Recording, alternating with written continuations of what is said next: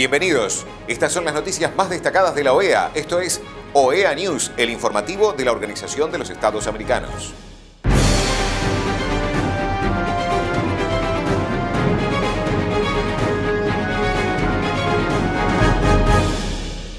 Es momento de compartir los títulos de las noticias más importantes que vamos a estar brindando a ustedes. Consejo Permanente de la OEA considera acontecimientos recientes en Guatemala. Reunión, secretario general y comisionada de la Comisión Interamericana de Derechos Humanos. Conmemoración del Día Internacional de las Personas con Discapacidad. El Consejo Permanente de la Organización de los Estados Americanos celebró una reunión extraordinaria para considerar los acontecimientos recientes que impactan la gobernabilidad democrática y el Estado de Derecho en Guatemala en el Salón Simón Bolívar en la sede de la OEA en Washington, D.C. El último informe del 15 de noviembre de 2023. La judicialización de la política en Guatemala sigue siendo una constante inexplicable que afecta al largo proceso de transición que deberá conducir indefectiblemente al presidente electo Bernardo Arévalo y a la vicepresidenta electa Karina Herrera a tomar posesión de sus cargos el próximo 14 de enero de 2024. El presidente electo y su compañera de fórmula vicepresidencial, Karina Herrera, siguen enfrentando una carrera de obstáculos marcada por las decisiones judiciales que atentan contra el mandato amplio que les otorgó la ciudadanía guatemalteca en las elecciones presidenciales del presente año. Las decisiones judiciales se interponen ante lo que el presidente Alejandro Yamatei fue su compromiso público de respetar el traspaso del poder el 14 de enero del 2024 a la fórmula presidencial electa. Acontecimientos recientes que impactan a la gobernabilidad democrática y el Estado de Derecho en Guatemala en el marco del proceso de transición 2023-2024. El Ministerio Público sigue empeñado en traer casos del pasado para afectar la transición política. Tal es el caso de las supuestas anomalías en el proceso de creación del partido Movimiento Semilla, del presidente electo Bernardo Arévalo, y en el caso más reciente, el denominado caso Toma de la USAC, cuando el pasado 16 de noviembre de 2023 el Ministerio Público anunció los pedidos de antejuicio para el retiro de la inmunidad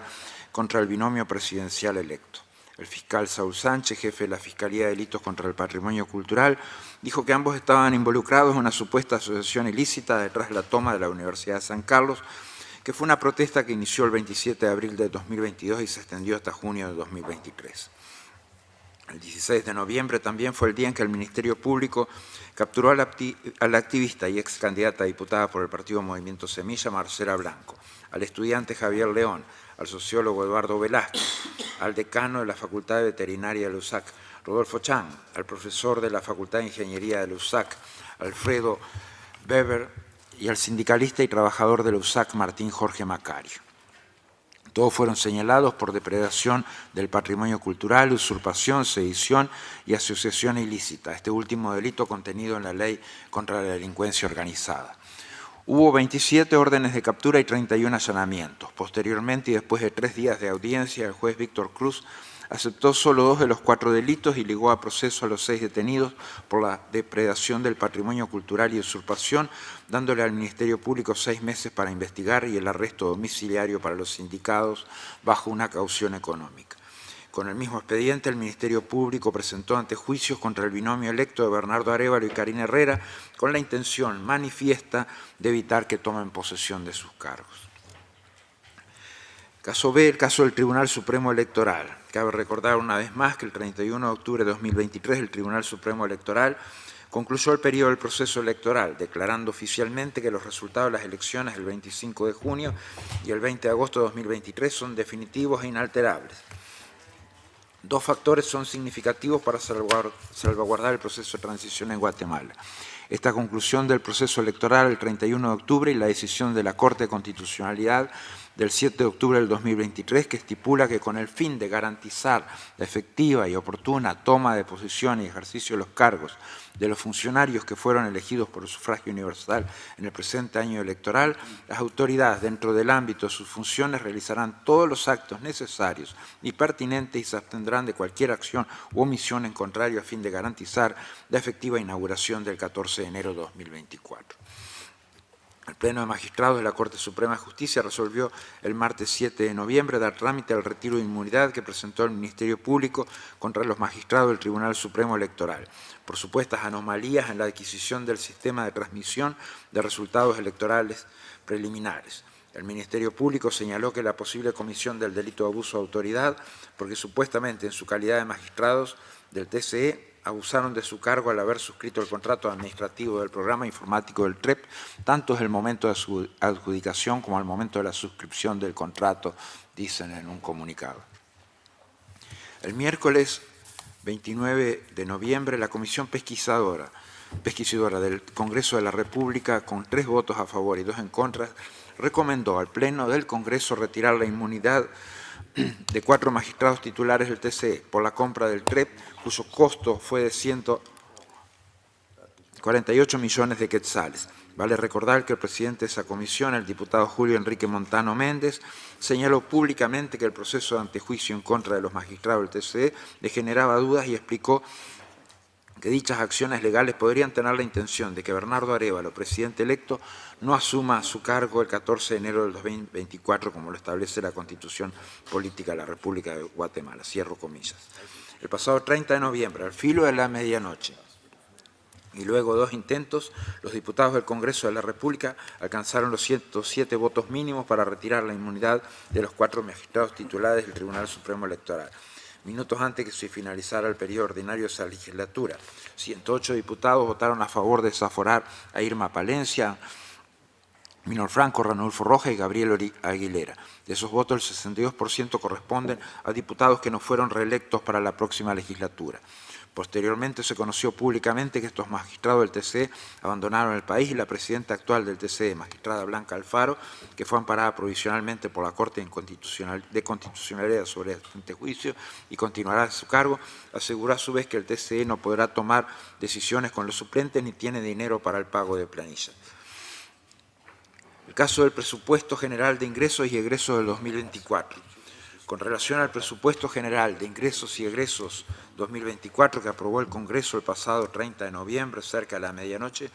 sectores y organizaciones hacen llamado al presidente Yamatei para vetar ese presupuesto.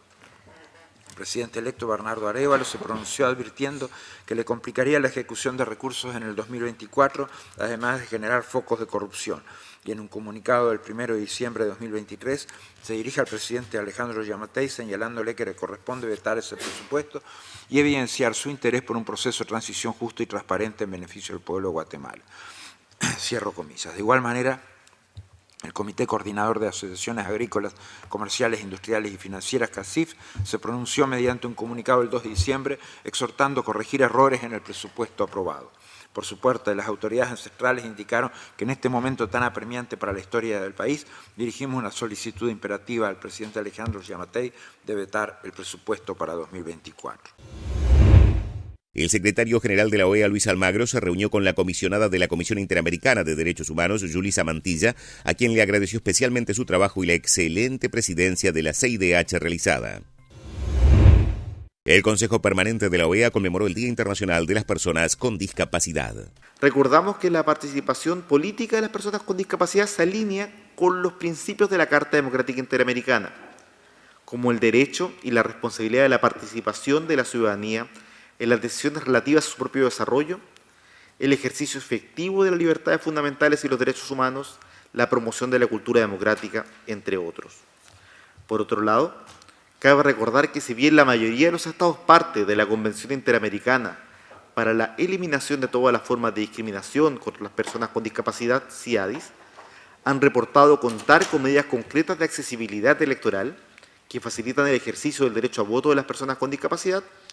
la apertura de centros de votación accesibles o la aplicación de los ajustes razonables, como la implementación de espacios accesibles o la producción de materiales electorales en braille, continúan coexistiendo en la región con algunas restricciones injustificables al ejercicio de los derechos políticos de las personas con discapacidad intelectual y psicosocial, quienes podrían llegar a ser excluidas del padrón electoral. Ante la persistencia de estas barreras,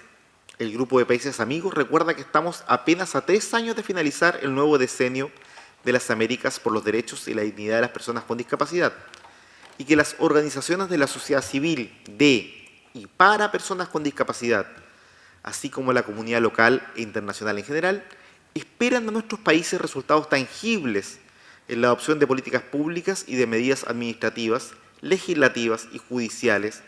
para garantizar el ejercicio de derechos de las personas con discapacidad en igualdad de condiciones, en la implementación de mecanismos de accesibilidad como la modalidad del voto asistido, voto electrónico o el voto a distancia,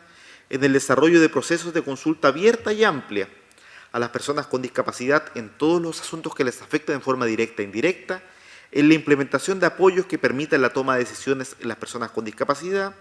en el incremento, de acuerdo a las capacidades nacionales, del financiamiento de las organizaciones de las personas con discapacidad con representación de grupos en situación de vulnerabilidad o históricamente discriminados para fortalecer su gestión, en el desarrollo de programas de capacitaciones orientadas a las organizaciones que representan a las personas con discapacidad a fin de desarrollar sus habilidades en la dirección de los asuntos públicos y en la garantía de que toda la información relacionada a la participación política y ciudadana de las personas con discapacidad sea presentada en formatos accesibles para cada tipo de discapacidad. Por último, el Grupo de Países Amigos de las Personas con Discapacidad reitera la importancia de estos compromisos internacionales adquiridos en 2006 y reafirmados en 2016, y del momento crítico en que nos encontramos para efectuar una autoevaluación a 3 años de culminar el Decenio de las Américas, y expresamos asimismo nuestra mejor disposición para seguir apoyando a la organización en iniciativas que permitan conocer el estado de situación y el nivel de cumplimiento de dichos compromisos y fomentar la cooperación internacional a partir del diálogo e intercambio producido entre sus estados partes. Presidente, brevemente me permito agradecer las presentaciones de las destacadas panelistas, así como el permanente apoyo del Departamento de Inclusión Social durante los trabajos de este Grupo de Países Amigos. De igual forma, como coordinación, destacamos el trabajo colectivo y colaborativo de los distintos miembros del grupo, lo que permitió contar con esta declaración. Gracias, presidente. Estas han sido las noticias más relevantes de la OEA, la Organización de los Estados Americanos. Esto ha sido OEA News. Nos reencontramos en la próxima jornada.